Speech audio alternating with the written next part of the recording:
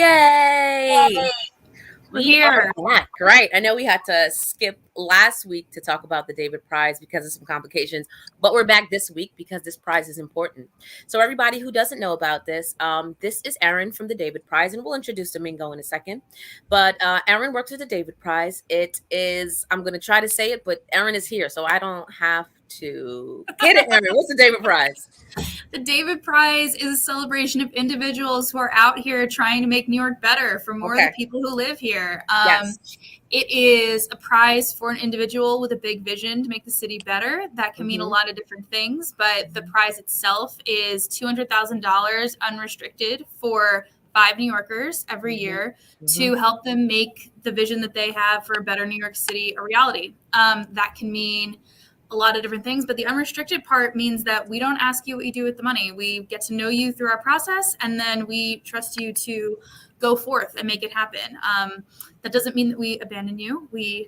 Domingo and I were just chatting about what his work looks like right now, but it does mean that the prize is supposed to give somebody real freedom to pursue the thing that they should be doing for New York, probably because they're already doing it and they're going to do it anyway. Yeah. So I'm going to go over some of the basics that I learned about the David Prize over these few weeks. So it's 5 winners, $200,000. That's not one winner per borough. They can live 5 from anywhere across New York City, but only in New York City. Yep. It is a gift funding. It's not a grant, so it has different rules. That's where this very lovely no strings attached part comes in. You can do what you want, continue your good work. You're even allowed to pay yourself if that makes sense for you. Let me see what else. You're not funding a specific idea. You're funding a person who does good work and to help them continue to do good work and to get them to more visibility so they can get even more funding for their project. You can, let me see if I remember everything. You can on a roll. You can taxes, because this was a big one. There was a big discussion that came up in the group about taxes. Even one of the lawyers made a video about the David Prize and the taxes. Oh my God. Yes, I'll send that to you. Her name is Jackie. She did a whole video. Is the David Prize a scam? Guess what? It's not. And that got a lot of attention in our group. My heart.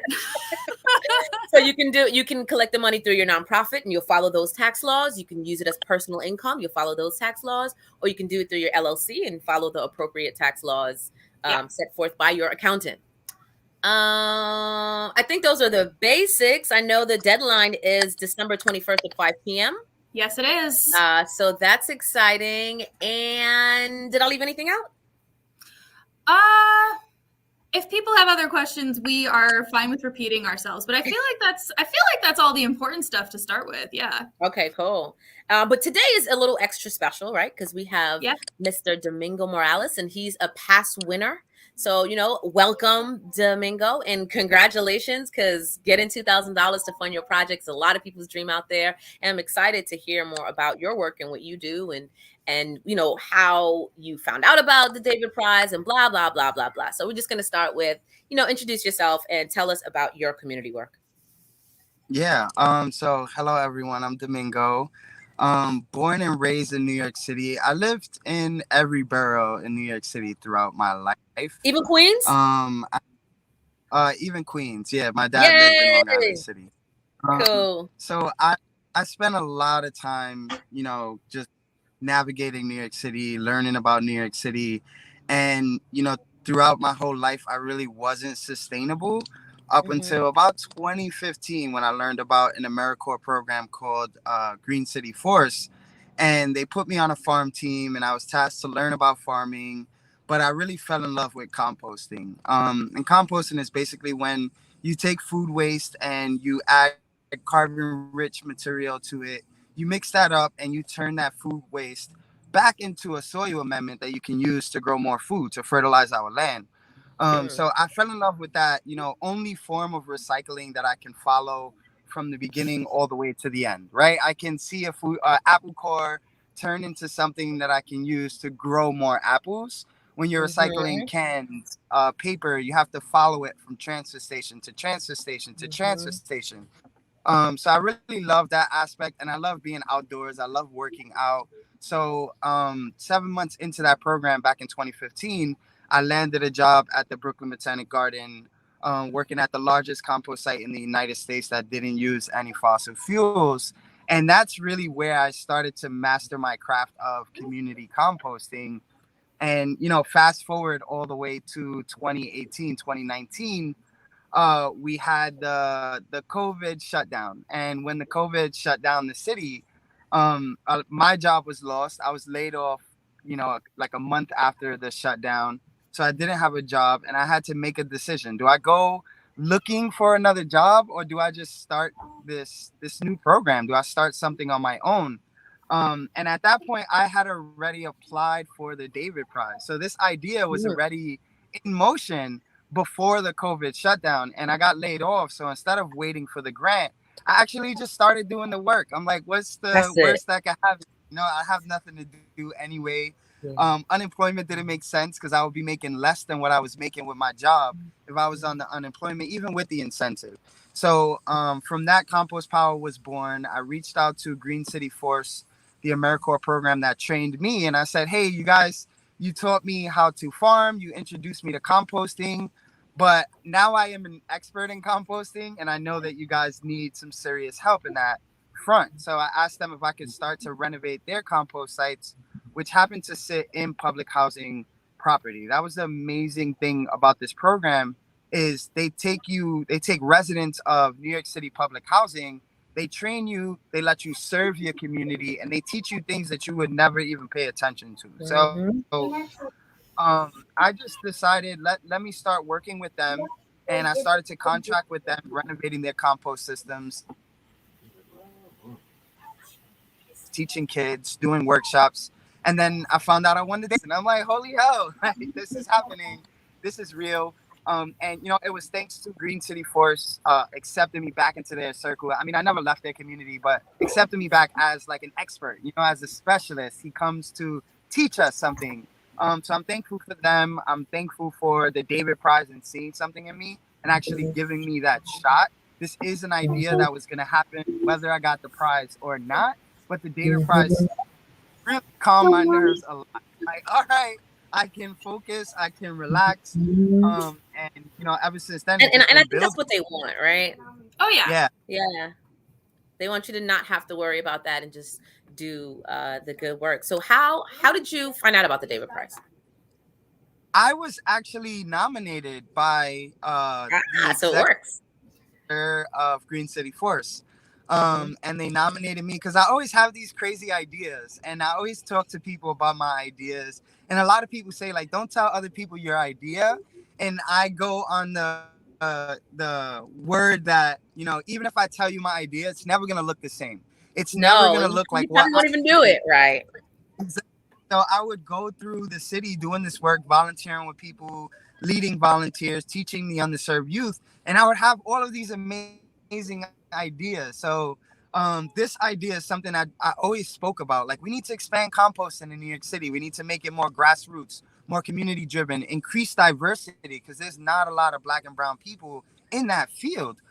So, the executive director at the time of Green City Force, she thought of me when she saw the opportunity, and she emailed me like, Domingo, I nominated you, and this is not a scam. It seems to be legit. Why does everybody say that? Yes.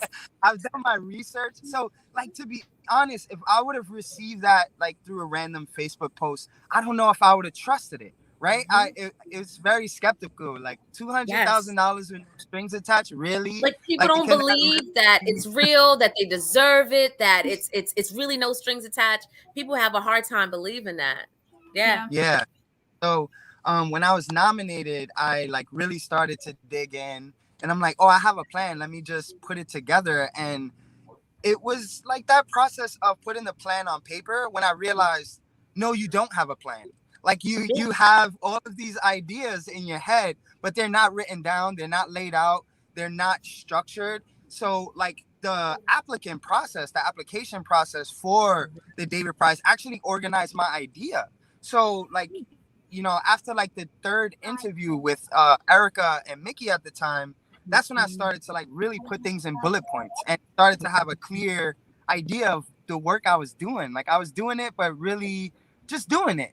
And they helped me to put it on paper because they're like, Domingo, the David Prize is 20% plan and 80% people like you.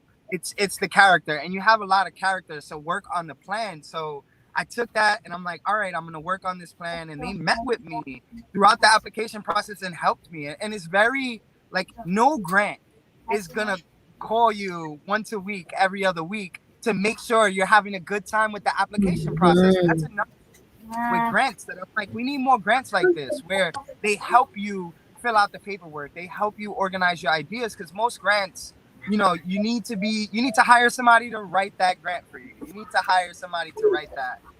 And with the data prize, I felt like they gave me the tools to apply for a grant, and that was the first grant I had ever applied for. So I'm gonna jump in I'm for very Aaron, and for legal purposes, it's not a grant, it's a prize or a fund.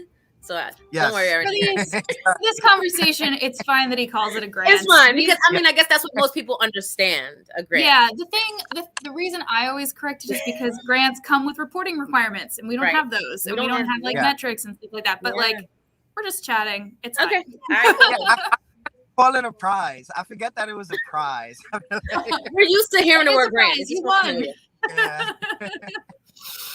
So tell me about like just you were nominated. So they sent you an email that you were nominated and you filled it out. What was the timeline like? And from, you receiving the email that you were nominated to you actually getting the money? What was the experience like?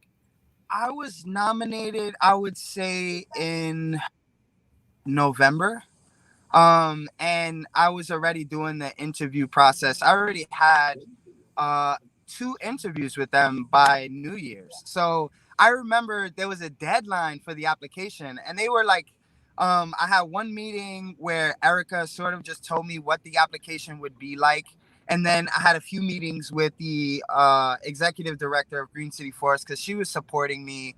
But it was from November, and then my official application went in the beginning of December. I remember I was in Japan, and I'm like, I have to meet this deadline. Like, I was in Japan, like on a hiking trip, and I stopped at an onsen just to get Wi-Fi to like finalize my application.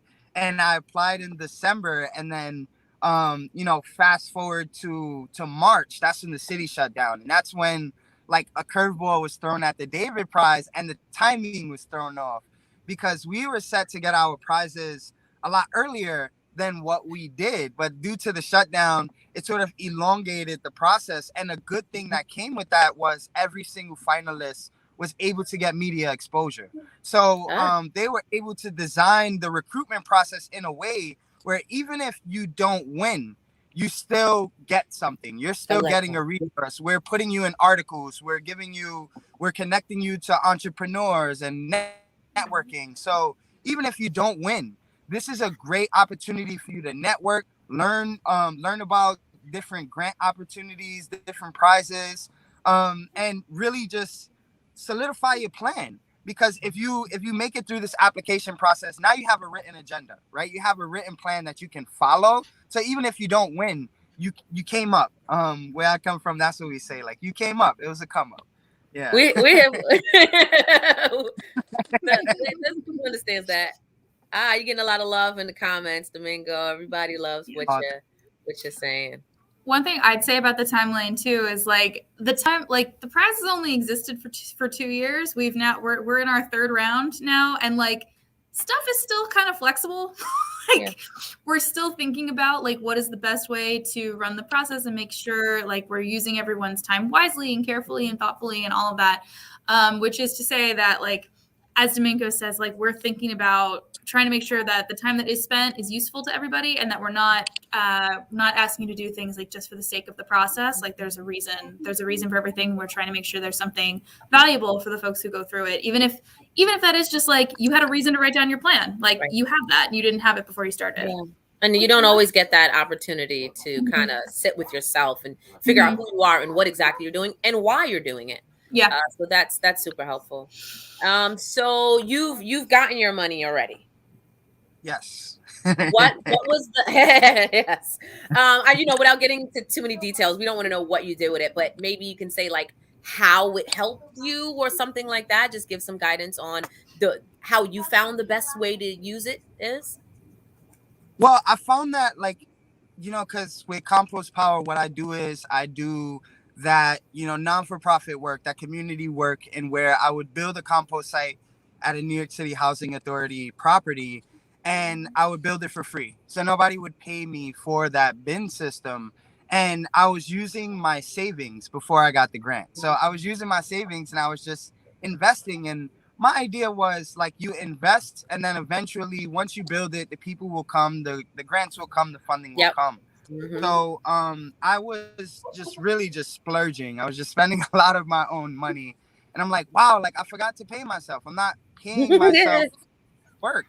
And then when I got the grant, I'm like, all right, I can budget for myself. I can pay myself. So I'm not just, just wasting all of my savings. But at the same time, as a contractor, in most cases, you need to pay for things before you get paid. So like the materials you need to build a compost system, the shovels, the labor, as a contractor, you have to put that forward. You need to put that ahead. And then you get paid in the back end. So in order, we've built a compost system for the Brooklyn Botanic Garden. We've built a compost system for a community garden in Windsor Terrace. And those are contracts, where they pay you maybe half in the beginning and then half at the end. So what the David Prize allowed me to do was it allowed me to buy all of the equipment that I might need to do a build, all of the equipment that I might need to do a job. And that way, like, I'm not worried about it. Like, oh, I need a loan just to get this contract. So it allowed me to be more liberal with the decisions that I made. I was able to spend a large capital investment on just power tools that I might need. Everything electric because I really don't like gas powered tools. So I was just able to get what I needed to do the work. And then it got to a point where the money wasn't moving. It was like I would spend some and then I would earn some, and then I would spend some, and then I would earn some. And that's when I started to realize, like, you can't make money without money. And Yeah, you can't ever. I never thought of it that way, where now that I got this grant and my bank account was like in a completely different space, in a completely different world, that I started to make more money. And it's hard. It's like you have more being money, the same you start to person. make money. It's crazy. But at the Doing the same time, work. Yeah, exactly. At the same time, you have people who think it's free money, and you have to like check them. Like, no, this is not free money. I earned this. I have a plan. There's a bullet point for this. Taxes take care of portion. You got to remember IRS and keep them in your Christmas list because they're gonna come for this. All right. So, what advice do you have for people applying just at the first level? What advice do you have when you're filling out those first 3 questions? I would say when you ask those questions to yourself and you fill it out, don't ask the questions as if you're answering them to somebody else. Ask the questions as if you're answering yourself. Like, think about you're asking yourself this question, because I literally had to ask myself the question out loud, like, why you? Like, why me? Why my idea? What's different from my idea than anyone else's idea? So, really don't think about the answers in a way like what do they want to hear, or really like be honest with yourself. Like, why you? Why this idea? What makes this idea necessary in New York City? And if you have that passion and that commitment to your idea, it's going to be easy to fill out those questions. And I feel like anyone who's applying, if you have a passion, and for me, that's really what it is. I have like this burning passion to educate people, to compost, to just vibe with other people. And COVID was a hard time for me because a lot of these virtual events, I would love to be in front of a crowd talking. But I just feel like if you're passionate and you really, really care about that idea, you wouldn't have a problem with this application process. You wouldn't have a problem winning this prize, because at the end of the day, you could be a person with 90 pages of a plan, every detail laid out, but you're not really into it. They're gonna know. Like, when you go to that interview room, there's gonna be a dog there that's gonna look at you. So now that you talked about the interview, tell me what that is. What is this interview? Yeah, so there's a bunch of interviews leading up to the final interview, but the final interview, you really sit in a room with the advisors that advised on the David Prize getting to the finalist. You sit with the team behind the David Prize. So Erin, Erica, Mickey, anyone else who's working for the David Prize. And you'll also sit at the table with Jed and A his lot of father. people. Yeah, there's a lot of people, but I feel like the vibe was cool. Like it was the All right. first time It wasn't intimidating. I All walked right. into a room to give a presentation, and they were telling me like, relax, like just relax. Like, this is good. You know, like do your thing. Let's see what you got going. And the process was very nerve-wracking. I'm like, this is like, think about it like this. It was, I would say, a 20-minute interview for $200,000, right? So like doing that math in your head where like I can screw up $200,000 in 20 minutes, and this is the biggest check I'm ever gonna cash. This is the most money, probably not ever, but I've ever cashed. So for me, it was, I hope I don't screw this up. And, you know, I just gave it my all. I had technical difficulties in my presentation in my final interview. And, you know, they really didn't notice because I'm like, you know what? Forget it. Like, let's do it. And I presented with one of my older presentations. So any of the gaps that were missing, I just filled it in right there in the room. And I'm like, top of my head. The night before, I was practicing. And it was horrible. I was stuttering. I was nervous. So I just told myself, it was like 12:30 in the morning the night before. And I'm like, you know what? Go to sleep. Like, I'm done practicing. I'm not going to think about this interview anymore. You know yourself. That's it. And I went into the interview and I did my thing. And I definitely left the room thinking like I didn't get it. I screwed up. You start to think about all of the things you did. And I'm a very self-critical person and I'm a perfectionist. But in my mind, I can never be perfect. So I'm like, I screwed this up. I screwed that up. I had technical difficulties. I hope they didn't notice. But you start to like beat yourself up. But at the same time, you're leveling up in your mind. You're ready for the next presentation. Like, all right, the next grant that I apply for, I got it. Yeah. So that was really the interview process for me. I was like, oh, I can't wait. But at the same time, I need more time to prepare. I don't know if I'm ready. But the team was just very supportive. It was a lot of love in that room. And I just felt like they put me in a fish tank and I'm a fish and I'm going to do my thing. I'm going to swim. Let's do it. All right. I know, Aaron, you had some questions as well that you wanted to ask for him. Also, audience, if you guys have questions for Domingo, feel free to throw it in the comments and I'll pull it up and we'll talk about it. But go ahead, Aaron. Oh, well, it's funny because I was not on the team yet when Domingo became a winner. And so I was asking him earlier and Aaliyah like shushed me. He's like, no, say it. It's like, when did it sink in for you that you had won and that it was going to change your work? Because I've only ever known Domingo as a winner, but he'd only won a few weeks before I joined the team. And so I wondered about that. I think it was 6 months. It took me 6 months to really say. Well, because like as soon as I won, right, it went from anticipation and anxiety to holy shit. Excuse my language, but like, that's okay. Oh my god, like you have this like weight on your shoulder, and I'm like, everybody's congratulating me. They're like, let's go celebrate, drinks on me, and I'm like, I can't celebrate. I can't celebrate. Like I have all of these plans that I put out there, that I put into the world publicly, and I feel like I don't want to screw this up. So for the first 6 months, I was just like working, putting my head down, working, crashing.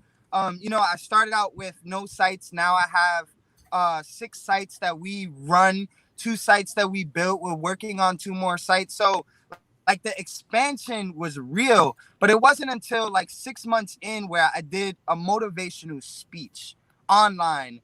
And I was talking and it got to a point where I fell in love with the conversation, and I was speaking to people, and there were a lot of people like, Domingo, you changed my life. And there were people that I haven't spoke to for like 4 years who have grown and like have manager positions and supervisor positions thanks to interning with me and having that experience. And it was in that moment where I'm like, wow, like you're making a difference. Like kudos. And I like tapped myself on the back. But that didn't last long because like the next day I'm like, all right, time to get on my grind. And I'm glad that's how I operate, because now I have 11 staff members, all Black and brown people that came through the same training program as me. They all came from New York City public housing, and we're doing this amazing work. We're going into public housing and we're building compost sites. We're cleaning up litter. We're harvesting leaves from the ground so they don't go to landfill. So it's just amazing how I'm growing, and I'm constantly growing, and I can't really celebrate. Everybody asks me like, what's success to you? And honestly, I don't feel like I can achieve success because the ceiling keeps climbing. Like every time I make a goal and I hit it, it's like, all right, that goal wasn't big enough. That wasn't good enough. It's time to work. And like there's a large portion of my family still stuck in poverty. So for me, it's like, everybody talks about generational wealth, but for me, it's like I'm trying to get rid of generational poverty. I'm trying to get rid of this lack of knowledge in my own community, where they rather, stand on the corner every morning, 5 in the morning, instead of getting up and like going to college or getting up and starting a business and doing something that's actually legit. So for me, it's like I can't stop. I can't ever settle. I have to constantly be on the move because that's what I'm best at, inspiring people. And like with the 11 people I'm working with now, I'm trying to groom them so they can think like me. So one of them is a graphic designer and didn't even know it. Another one can like build an infrastructure with the snap of his finger. And I'm like, dude, you're a structural engineer. Do you not know this? And, these are people that don't have college degrees, but they have these crazy talents that will go overlooked if we don't give them a little bit of shine. We're all diamonds. We're all made out of pressure in these communities. And I feel like David Price, Green City Force, all of these, programs in New York City are really trying to, push the needle forward by actually investing in our community. So it's just, I'm humbled and also just always scared that I'm going to screw up. I mean, it doesn't sound like you have anything to worry about. You're inspiring. I don't know if you see the comments over here, but we don't even have any questions for you. Just people singing Domingo's praise over here. So your energy is felt, and congratulations on getting to live your dream. Right. I have one more question for you, and then I'm done. And if Aaron can close out, Sure. what advice do you have for young people that are trying to get into that composting space? I would say like pay attention to my Instagram, because we're about to start tours for young people and internship programs, and Hmm. I'm like grooming my staff so they can take that responsibility on. Um, every Friday and Saturday out at our Williamsburg site, we take volunteers from 10 to 1. Hmm. Sorry. It's I think we okay. might get to see the Williamsburg site. And I would also say if you didn't grab like, can you hear me? Hello? You're cutting in and out. Oh no. Can you hear me now? I can hear you. Yeah. Go ahead. Hey. All right, awesome. You could come volunteer at my Williamsburg site Fridays and Saturdays 10 to 1 at 105 River Street year round. And then you also like look out for those programs in your community. So Green City Force, if you're about to finish high school, that's a great program. If you are questioning whether like what route you want to take in college, I would say like that's a great program to take a gap year, because you're not Mhm. just like sitting on your ass for a year. You're actually learning things, Doing and they're something. putting you in different like specialties so you can learn what you want to do. Working with Green Fiend Organics in the Bronx, that's a great co-op to work with. The New York City Compost Project, they constantly give master composter courses. For those younger groups, I would say just show up, because that's been the case for me. If there's consistency and I see a young person that's coming, they become my intern, and then eventually they're like working at a composting site. So just showing up to your community gardens, reaching out to me on Instagram like, hey Domingo, I have a community garden, but it needs a compost site. I will not hesitate to bring you a community composting site so you can actually learn on your own. We got to bring you out to Springfield High School because they're just starting a garden now. We got them some funding from Home Depot to start a garden there. So, having you drop by, it would, either this year or next year, whatever it is, I think will be really helpful for those young guys. Yeah, that'd be nice. And we're working on a curriculum for schools because, Beautiful. working with compost, you're a scientist. That's earth science. So, Yes. trying to make that connection. We already have like young school kids coming to do tours, and we call them FBI workshops, fungus, bacteria, and insects. And we do like bug investigation. So we're constantly like changing the work that we do, constantly thinking about accessibility in the form of like wheelchair accessible sifting tables, because wheelchair people really like people in wheelchairs really like Zen activities, things to like focus their mind, calm their mind. So I've worked at like a few wheelchair groups to sift on sifting tables that are adjustable so we can bring them up and down. So I would say just like put some feelers out there. Keep an eye out on, the composting Instagrams in New York City. And like, we want you, the youth, like we want you. I wish I learned about all of the great sustainability programs when I was 18, because New York City would be a completely different place. I didn't learn about this till I was about 23 years old. So those people who are younger than that, you have a head start. Like, you have a head start on me. Get to work. All right. Do people want to know, how do they find you? What's your IG? Compost Power. You guys Compost Power? Okay. Power. All right, let me go look right now. I have like 2 followers. I'm sure you do not. All right, Compost Power. I'm going to follow you right now from the Black Resource Network. Nice. I'm following back. Compost Power. As soon as I put in compost, you're the first one to come up. I think that was David Prize. I'm not sure. They know I made you guys talk to each other. The algorithms are watching. All right, cool. All right, so I'll be in touch with you to see how we can bring you over to Springfield High School for the early spring. I think that would be dope. Hopefully somebody will tag Vice Principal Charles, so she can take a look at this and we can get you guys connected. But Aaron, close us out about the David Prize and the deadlines you like to remind us about. And thank you so much, Domingo, for joining us. You are amazing. So thank you. Thank you also from me, Domingo, for being the person to be the voice of the prize for this week, as I've been doing it for a couple weeks, and I worry people are tired of me at this point. But the last thing for me, the deadline for the open call for the David Prize is December 21st at 5 p.m. It is a 3-question application. What's your idea? Tell us more about it. Tell us why you're the person to do it. You know the answers to these questions. It's not going to take you as long as you think. Go for it. Tell us. And we're trying to hear from you. We know that there's an incredible number of people in the Black Resource Network and in Queens in general, especially in Southeast Queens, who are out here making New York better and who have a vision that, like, I certainly can't imagine. And so I need you to tell me about it. We want to see you in our open call. We want to see you talking about the prize. Please nominate people that you know are doing the work. And if you have any questions, you know where to find us, info at the David Prize. We can help you out. And that feels like everything. Yeah, I think so. Let's tell the website one more time. thedavidprize.org. thedavidprize.org. Are there. Nominations are there. All the info is there. Cool. Any last words, Domingo?